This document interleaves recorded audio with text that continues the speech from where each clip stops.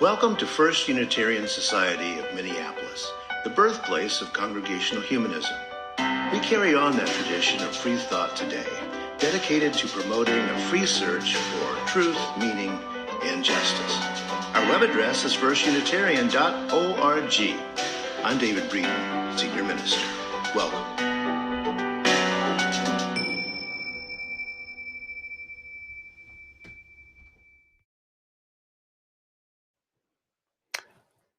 Welcome, everyone, as we gather at our customary hour in this virtual space. Welcome to each of you, whether you've been with us many times or this is your first visit. We are glad you are here as part of our gathered community. We invite everyone to interact in the chat during Assembly this morning, and we invite everyone to attend our Zoom coffee hour immediately following Assembly. The link to the coffee hour will be available in the chat, and it can also be found in the Friday email. Please stop by for as little or as long as you like. Our monthly theme for December is stillness, and to get us started, we offer this quote from Pico Iyer's The Art of Stillness. We've lost our Sundays, our weekends, our nights off, our holy days, as some would have it. Our bosses, junk mailers, our parents can find us wherever we are at any time of day or night. More and more of us feel like emergency room physicians, permanently on call, required to heal ourselves, but unable to find the prescription for all of the clutter on our desk. As we, the people of FUS, gather this morning, may we set the clutter of life aside for just a bit to reclaim a piece of this Sunday, to care for ourselves and each other, and to remember the importance of stillness. Come, let us gather in community. This week when we gather, we light our chalice and share one of the 7 principles of Unitarian Universalism, or one of the aspirations of our congregation. This week we light the chalice remembering our aspiration to support one another's journey toward meeting and connection in the here and now. Now for our congregational covenant. Love is the spirit of this place, and service its law. This is our great covenant, to dwell together in peace, to seek the truth in love, and to help one another.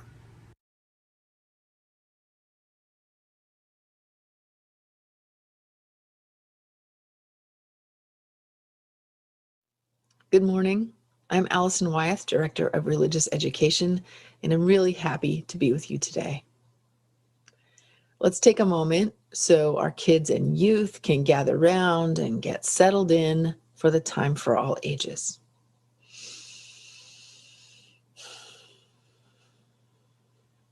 Our story today is about something I can really relate to. You see, I am a highly expert, professional level, top tier worrier. I am so good at it. So sometimes when there are things that most people find exciting, like trips or parties, I can get somewhat anxious about them, which means I'm always on the lookout for ways to manage that part of myself so I can relax and enjoy some of the really fun parts of life. And that brings me to our story today about a little girl named B who has a lot of the same concerns. Let's hear how she handles it in Mindful Bee and the Worry Tree by Gail Silver.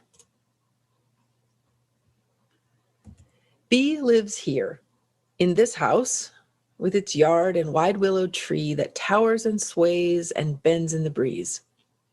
Bee climbs and swings, dances and sings, and when she's inspired, makes make-believe towns from twigs and things she finds on the ground. This morning, though, Bee's not in the yard. It's time for your party, Bee's mother says. Bee moans and quivers and shakes her head. What's wrong? Mama asks, though she already knows. She's seen before how this thing grows. On Bee's skin and in her hair. Soon it will be everywhere. Like a seed from underground, it sprouts, alive, unleashed, unbound. With gnarled roots, this kind of tree feeds on thoughts. It's my anxiety, sighs B. What if my friends don't like the party games? What if we didn't bake enough cake? What if the piñata doesn't break? What if no one comes, if no one shows up? And what do I do if I have to throw ding dong? B's hot, then cold, and a little green. It's like stage fright in life, and she's got the lead. Come on, B, try to choke on air. Throat's too tight. A cough, a gag. I'm not all right. B's stomach flips, it flops, it flutters. Through the hall, with heavy feet, gnarled roots, knotty tree. I'm not ready to see my friends. I'll be out back. Make this end. Past the cake and the piñata. Oh my gosh, I really gotta get out the door beside the trees, on the grass in the breeze. I can do this. I can ding dong. What if, B thinks, what if I try just one breath in, then one breath out?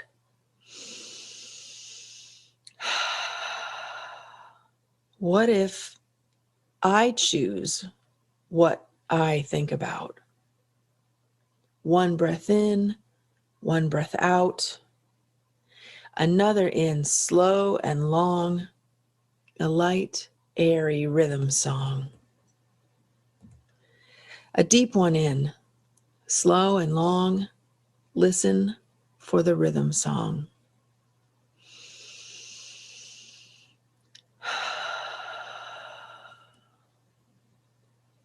Finally, friends at the ready race through the gate. Steady now, it's time to celebrate. Arms linked, laughter abounds. There are streamers and treats and games to play, and in the sky, a song in blue that slipped away. Above the tree, like a blue balloon, a rhythm song sung by B. Well, I feel more relaxed just reading that lovely story. And I learned a bit too about how healing nature can be, about breathing deeply and regularly when I feel worried, about choosing what I think about instead of letting my worried thoughts take over. And I hope you remember these bits of wisdom from B when you need them. Founded in 1881 and the birthplace of Congregational Humanism in 1916, First Unitarian Society of Minneapolis is a congregational humanist community dedicated to a free search for truth, meaning, and justice. Help us get our message of community and liberation out to the world. You can give on PayPal, the Give Plus app, or our website. Thank you.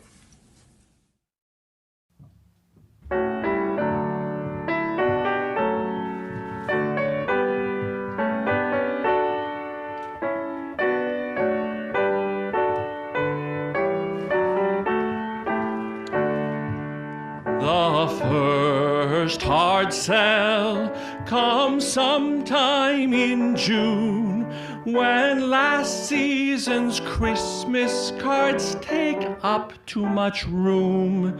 So they put them out in an off-season bin, for in June they are getting their new shipments in. Hard sell, hard sell, hard sell, hard sell.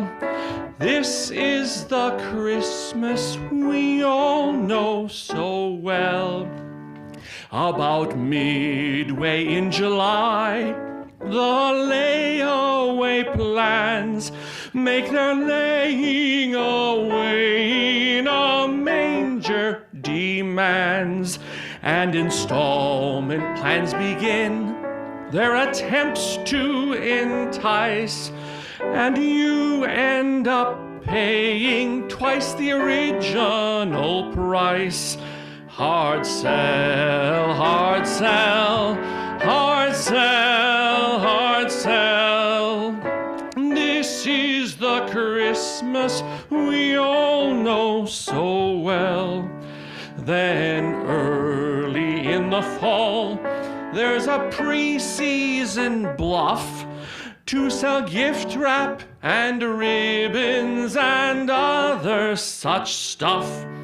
Buy it now, the ad demands. If you don't buy it, you will discover we're out of it when you want to.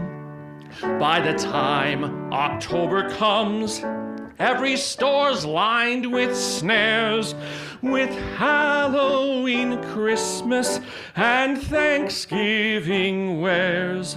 What once were festivals that were simple and plain have become mere excuses for capital gain. Hard sell, hard sell, hard sell, hard sell. This is the Christmas we've all bought. Oh, well.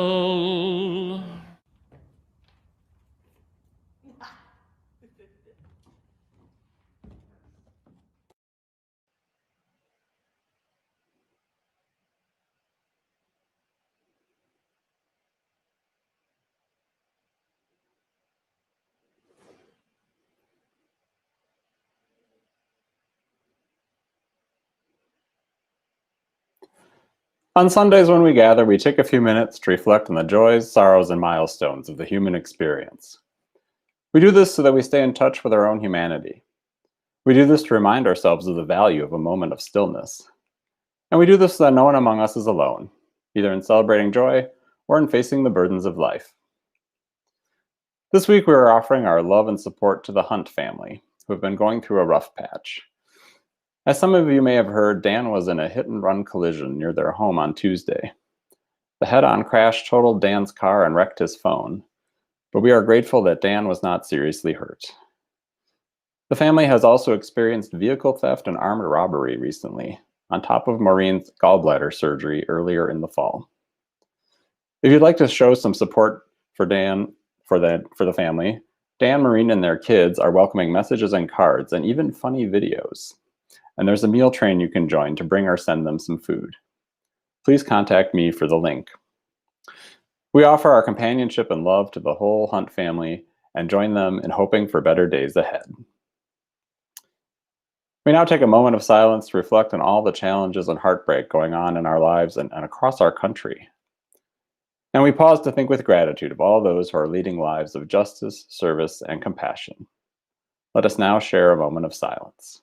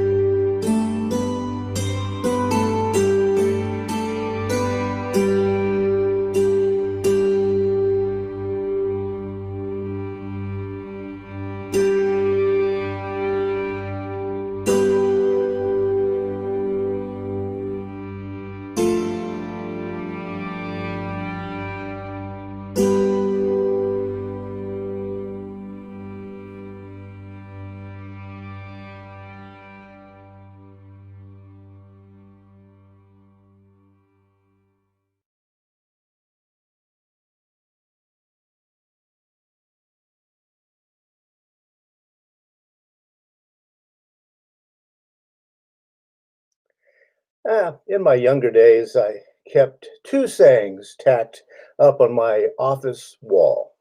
The composer Igor Stravinsky's saying, "A masterpiece is all that counts," and the Roman writer Pliny the Elder saying, "Nulla dies sine linea," never a day without a line.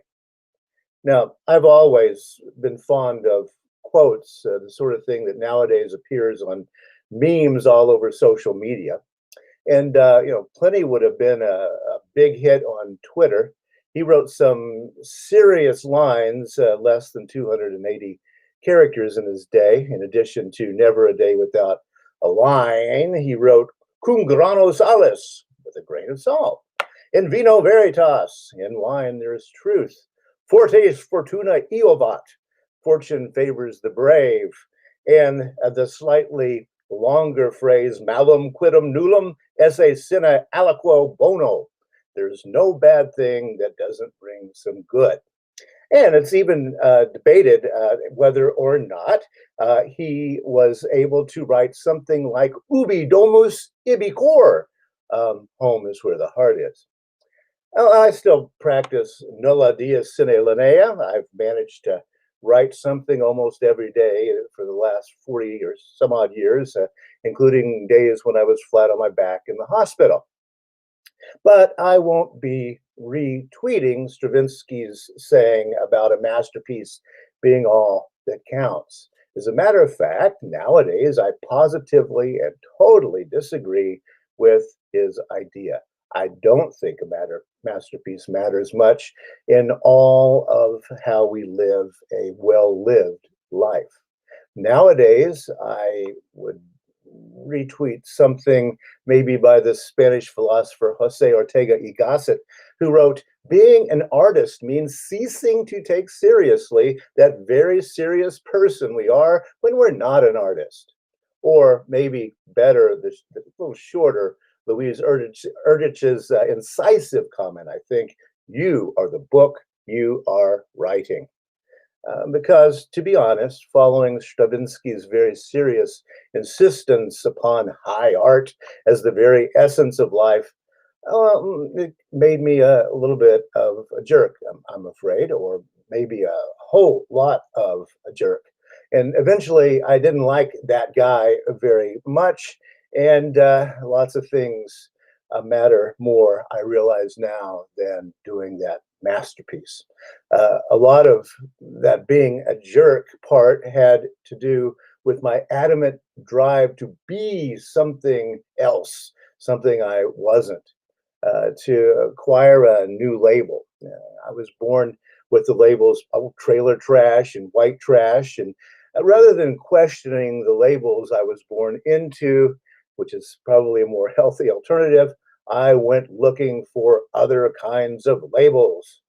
And consequently, for years, I was focused on how to be a poet rather than focusing on maybe how to actually write a poem. And that's just foolish, because what poets are people who write poems. It's foolish to attempt to live up to some kind of a label poet.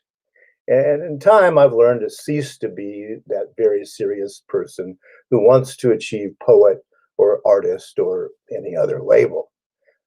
Now, that said, I don't mean to fall off the other side of the rail. This is not about that being not doing thing. Again, for me, it's not about product anymore, masterpiece or otherwise. It's about living and enjoying being alive in its fullness, not in the tiny, stuffy rooms of single-minded achievement, achievement, achievement. Now, here's another thought that might make a good tour of the Twitter sphere.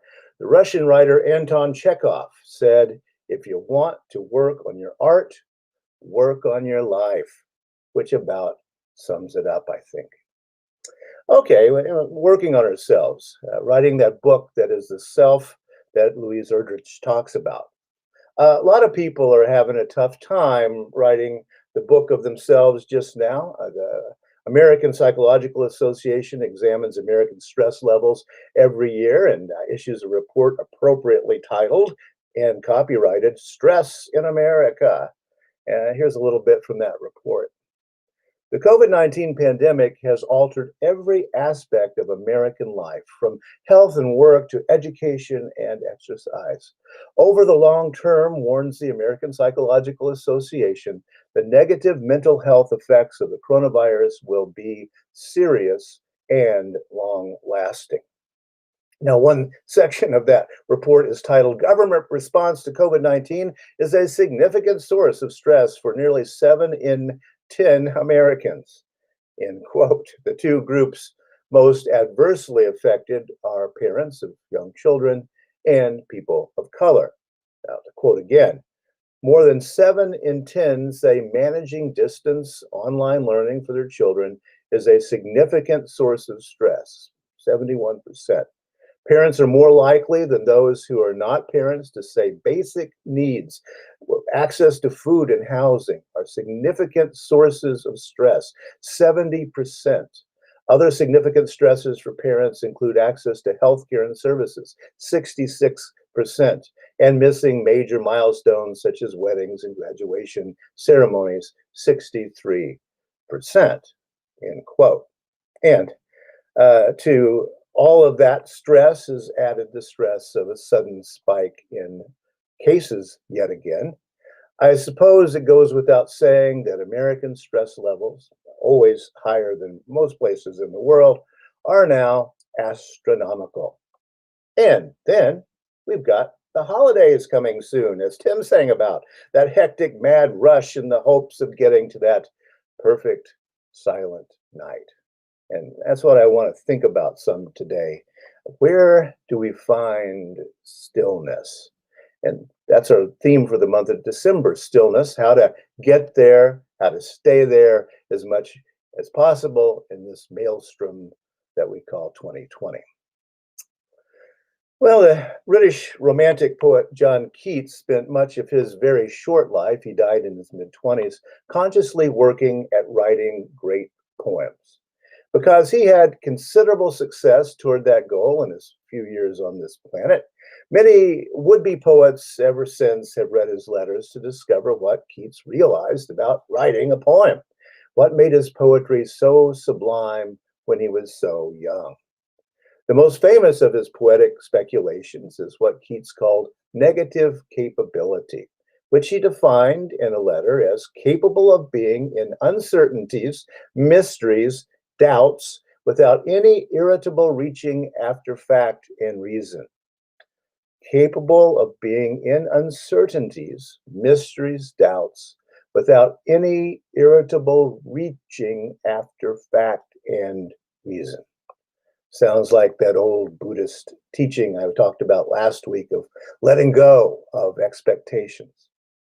Now, the great German poet Rainer Maria Rilke was thinking in, I think, that same direction when he wrote this in his letters to a young poet, quote, "Be patient toward all that is unresolved in your heart and try to love the questions themselves. Like locked rooms and like books that are now written in a very foreign tongue. Do not now seek the answers which cannot be given you because you would not be able to live them. And the point is to live everything. Live the questions now." And in another letter, Rilke wrote this, "It must be immense, the silence in which sounds and movements have room. And if one thinks that along with all this, the presence of the distant sea also resounds perhaps as the innermost note in this prehistoric harmony, then one can only wish that you are trustingly and patiently letting the magnificent solitude work upon you, this solitude which can no longer be erased from your life." End quote. Well, in these passages, I propose is a formula for not only writing poems, but for wise and felicitous living in general. Capable of being in uncertainties, mysteries, doubts, without any irritable reaching. And love the questions themselves, like locked rooms and like books that are now written in a very foreign tongue. We've all witnessed a great deal of sound and fury over these past several months, Very loud words full of adamant conviction and a lot of irritable reaching. Yet, these poets tell us that a world in which every question has an answer is a world without creativity, a world without possibility. Creativity, possibility, and I think hope as well. All of these are about living in those gray areas, I think, living with the ambiguity, living in the questions, living not for the conclusion, but for the process, not to be a poet, but to write a poem. That's clearly good for poets, yes. It's also good advice for everybody. I think it's a way that we can work on our daily lives. For me, that work is often, writing poems, but it doesn't have to be about writing poems for everybody. Meditation, mindfulness, yoga, photography, a gratitude journal, identifying plants, birds, rocks, whatever method you need in order to stop and pause and find the stillness and realize the beauty around us. And I love the book that Allison shared with us this morning, Mindful Bee and the Worry Tree. It's a clever and succinct instruction manual on the fine art of beating anxiety through mindfulness. What practice will enable you to savor life's gifts during the season? That's what we all need to be thinking about. How do we get out of what's very likely to be even more stressful then than it is today? How can you and I avoid that irritable reaching that Keats was talking about? All of us would do well to figure it out and be ready as these days become more and more unstill. I've talked before about my situational depression around the holidays. I talk about it because I know a lot of people suffer from that kind of thing. I'm not alone in that. Childhood trauma, loved ones lost, the shoulda, coulda, woulda, oughtas that we face in our self-talk during holiday seasons. And my resolution for this holiday season is to stay out of my head and keep in my body. Those shouldas, couldas, wouldas, and oughtas are, the Buddhists will tell us, merely thoughts.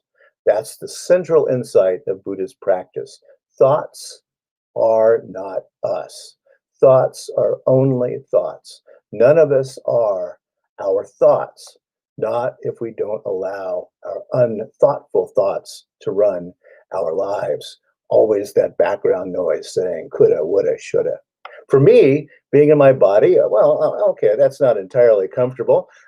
As I've discussed before, we Midwestern farmers learn early to ignore pain and emotions. And in addition, I was malnourished as a kid, so my bones didn't develop all that well. And also, we hillbillies like me are inbred. So when I get out of bed in the morning nowadays, I pop and crack like an old lumber wagon. I'm afraid carrying the scars of poverty and physical and mental scars. I so dreaded going back to school after Christmas and having all the kids asking what I got for Christmas. I didn't want to say.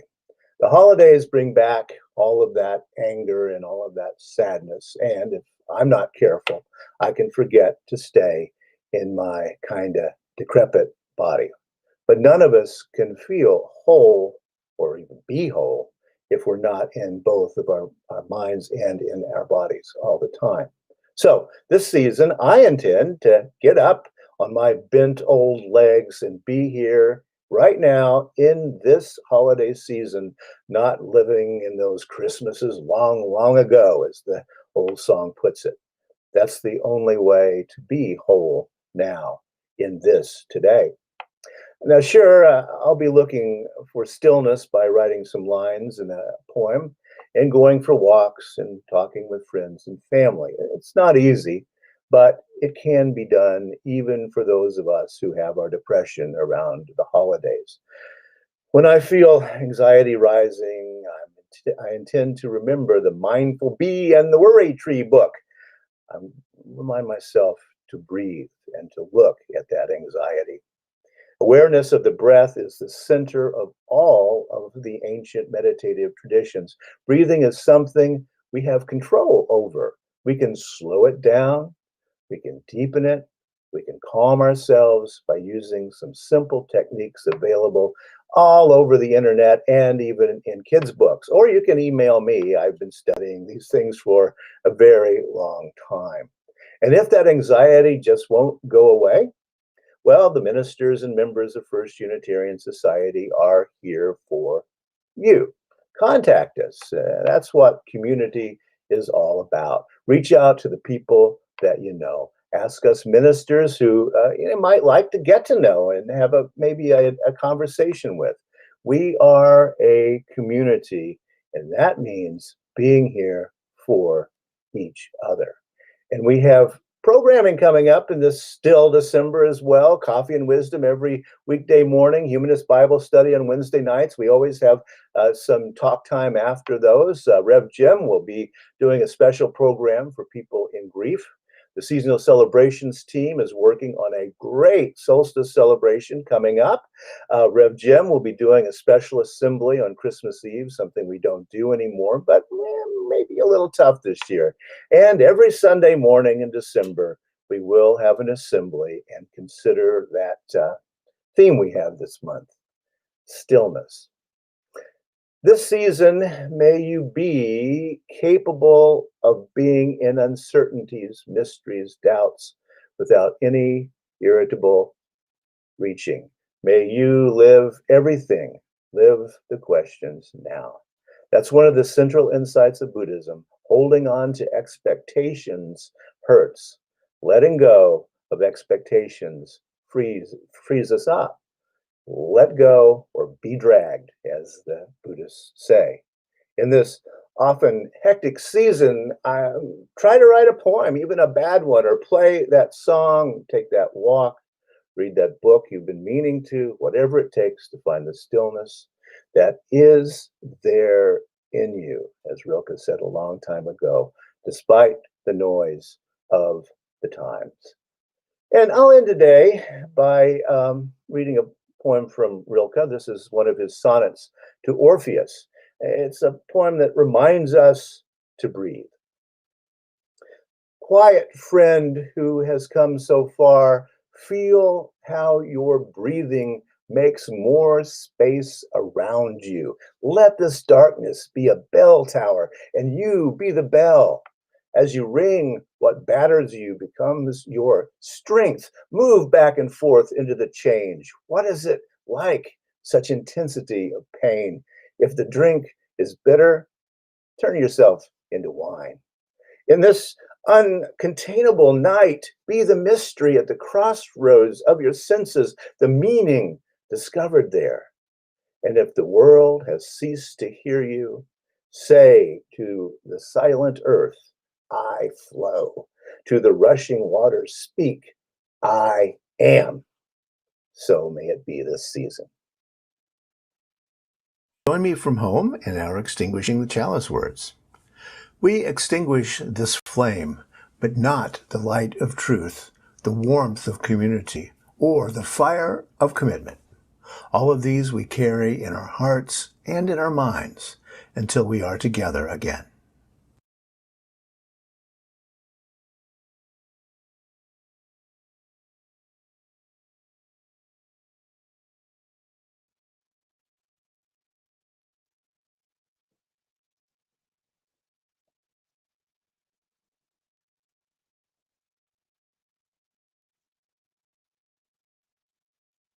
Thanks for joining us today for this virtual gathering of First Unitarian Society of Minneapolis as we continue the work of Unitarian Universalist humanism, which is the liberation of all people. You can help keep the voice of Unitarian Universalist humanism strong by donating to the society. Go to firstunitarian.org/donate or give on PayPal. Until we meet again, in this uncontainable night, be the mystery at the crossroads of your senses, the meaning discovered there. And if the world has ceased to hear you, say to the silent earth, I flow. To the rushing water speak, I am. So may it be.